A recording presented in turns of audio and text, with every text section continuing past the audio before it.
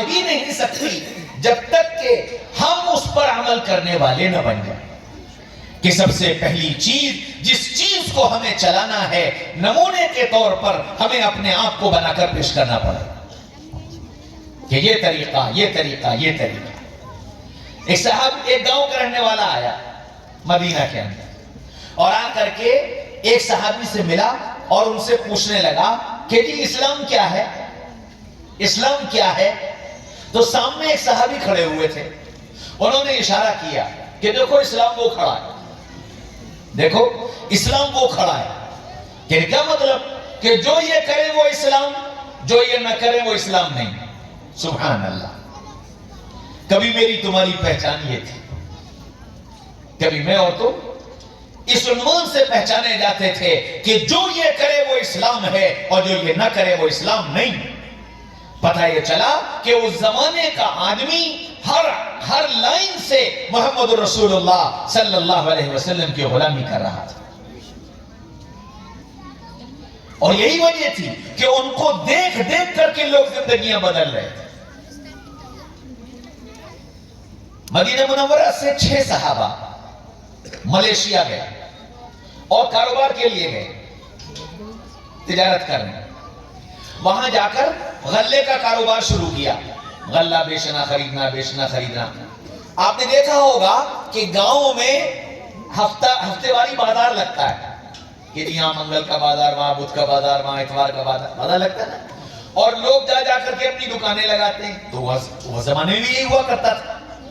تو وہ اپنے جہاں جہاں بازار لگتا تھا وہ اپنے غلے کی دکان لگاتے تھے.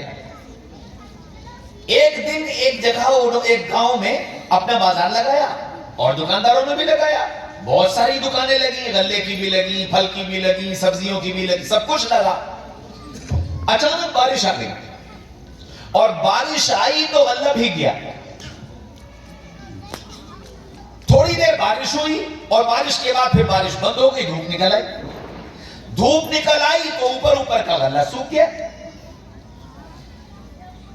گاہک سامان لینے آنے لگے تو گاہک کسی دکاندار کے پاس جاتا, وہ اوپر کا غلہ دکھاتا اور دکھا کر غلہ دے دیتا. لیکن یہ جو 6 صحابہ تھے, ان کے پاس جب کوئی غلہ لینے آتا تو یہ غلے کے اندر ہاتھ ڈالتے اور اندر سے گیلا غلہ نکالتے اور اسے دکھاتے کہ دیکھو یہ ہے میرا غلہ اور اس کی قیمت یہ ہے. تو لوگ یہ کہتے کہ تم عجیب دیوانے دکاندار ہو. ساری دنیا کے دکاندار اپنے مال کا عیب چھپا کر بیچتے ہیں, تم ایسے دکاندار ہو کہ اپنے مال کا عیب دکھا کر بیچنا چاہتے ہو. کہنے لگے ہاں, ہم کو ہمارے آقا صلی اللہ علیہ وسلم نے یہ حکم دیا ہے کہ محمد رسول اللہ کا جو غلام ہوگا وہ کسی کو دھوکہ نہیں دے گا. من غشنا فلیس منا, اور جو دھوکہ دے گا اس کا نبی سے تعلق ٹوٹ جائے گا. ہم مال کا نقصان برداشت کر سکتے ہیں, ہم تجارت کا نقصان برداشت کر سکتے ہیں, لیکن رسول اللہ سے رشتہ نہیں توڑ سکتے. اچھا, تمہارے نبی نے اور کیا بتایا؟ کہ ہمارے نبی نے یہ بتایا کہ محمد رسول اللہ کا جو غلام ہوگا وہ سچ بولے گا, وہ دھوکہ نہیں دے گا, وہ ظلم نہیں کرے گا, وہ زیادتی نہیں کرے گا. اچھا, تو تمہارے نبی کا غلام کیسے بنا جاتا ہے؟ قُلْ أَشْهَدُ أَن لَا إِلَٰهَ إِلَّا اللَّهُ وَأَشْهَدُ أَنَّ مُحَمَّدًا عَبْدُهُ وَرَسُولُهُ. گواہی دو کہ میں اللہ کے علاوہ میں عبادت کرتا ہوں ایک اللہ کی جس کے علاوہ کوئی معبود نہیں, اور گواہی دو کہ محمد صلی اللہ علیہ وسلم اللہ کے رسول. یوں غلہ بیچتے بیچتے سینکڑوں کی زندگیاں بدل دی, اور اتنی بدلی کہ دنیا میں وہ ملیشیا اسلامی ملک بن گیا. آج 95% وہاں مسلمانوں کی آبادی ہے. اور ملیشیا کی تاریخ اٹھا کر پڑھ لو, اسلام پہنچنے میں وہاں ایک آدمی کی جان نہیں گئی, ایک جنگ نہیں ہوئی, ایک مقابلہ نہیں ہوا. صرف امانت داری کے ذریعے سے اسلام کو پہنچا دیا. امانت داری کے ذریعے سے کہ مسلمان دھوکہ نہیں دیتا, مسلمان دھوکہ نہیں دیتا. محمد رسول اللہ کا غلام ہو اور وہ دھوکہ دے، ایسا نہیں ہو سکتا۔ تو ہم محمد رسول اللہ کے غلام بن کر جینا چاہتے ہیں تو سب سے پہلی بات یہ طے کرنی پڑے گی کہ میں سب کچھ کر سکتا ہوں لیکن دھوکہ نہیں دے سکتا، میں سب کچھ کر سکتا ہوں جھوٹ نہیں بول سکتا۔ اللہ کے نبی صلی اللہ علیہ وسلم سے پوچھا گیا، یا رسول اللہ ایمان والا شراب پی سکتا ہے؟ فرمایا ہاں۔ غفلت طاری ہو جائے، شیطان غالب آ جائے، برے دوست مل جائیں، پی سکتا ہے، شراب پی سکتا ہے۔ یا رسول اللہ ایمان والا چوری کر سکتا ہے؟ فرمایا ہاں۔ غفلت طاری ہو جائے، برے دوست مل جائیں، بروں کی سنگت مل جائے تو چوری کر سکتا ہے۔ یا رسول اللہ ایمان والا زنا کر سکتا ہے؟ فرمایا ہاں۔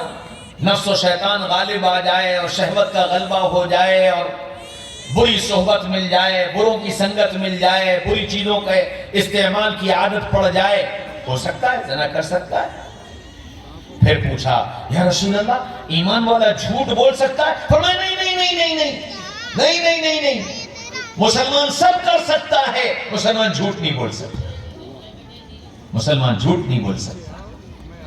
میرے بھائیوں، دوستوں، عزیزوں، بزرگوں، سوچو کہ محمد رسول اللہ صلی اللہ علیہ وسلم نے میرے تمہارے بارے میں کتنی بڑی بات کہی کہ مسلمان جھوٹ نہیں بول سکتا، اور میں اور تم اپنی زندگی کا جائزہ لیں تو آج صبح بھی جھوٹ، شام بھی جھوٹ، دن بھی جھوٹ، رات بھی جھوٹ،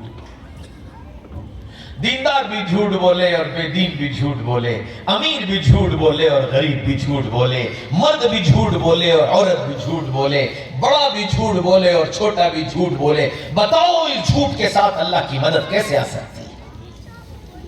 بتاؤ اس جھوٹ کے ساتھ نبی کیسے راضی ہو سکتے ہیں؟ اس لیے پہلی بات، نبی کے غلام بن کر جینا چاہتے ہو تو یہ طے کرنا پڑے گا کہ میں کچھ بھی ہو جائے سچ پر جیوں گا، سچ پر مروں گا۔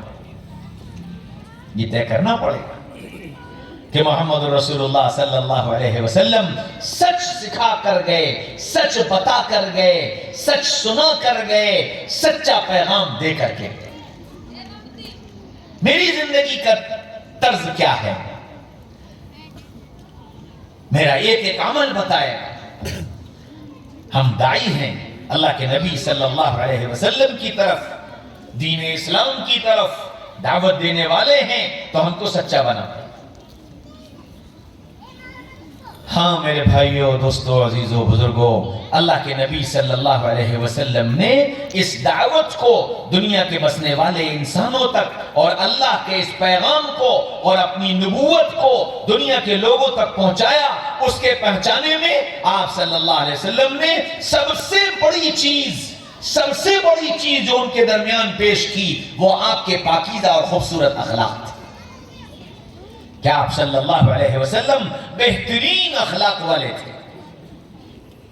اب نبی کے غلام بن کر جینا چاہتے ہو اور نبی کی دعوت کو اپنی دعوت بتاتے ہو اور نبی کے کام کو اپنا کام بتاتے ہو اور نبی کے کام کو دنیا میں لے کر جینا اور دنیا میں لے کر چلنا چاہتے ہو تو سب سے پہلے اپنے اخلاق کو نبی والے اخلاق پر لاؤ۔ نبی کے اخلاق کیسے تھے؟ اللہ اکبر۔ آپ صلی اللہ علیہ وسلم کے اخلاق کے بارے میں حضرت عائشہ رضی اللہ عنہ سے پوچھا گیا، رسول اللہ کے اخلاق کیسے تھے؟ فرمایا خلقہ القرآن،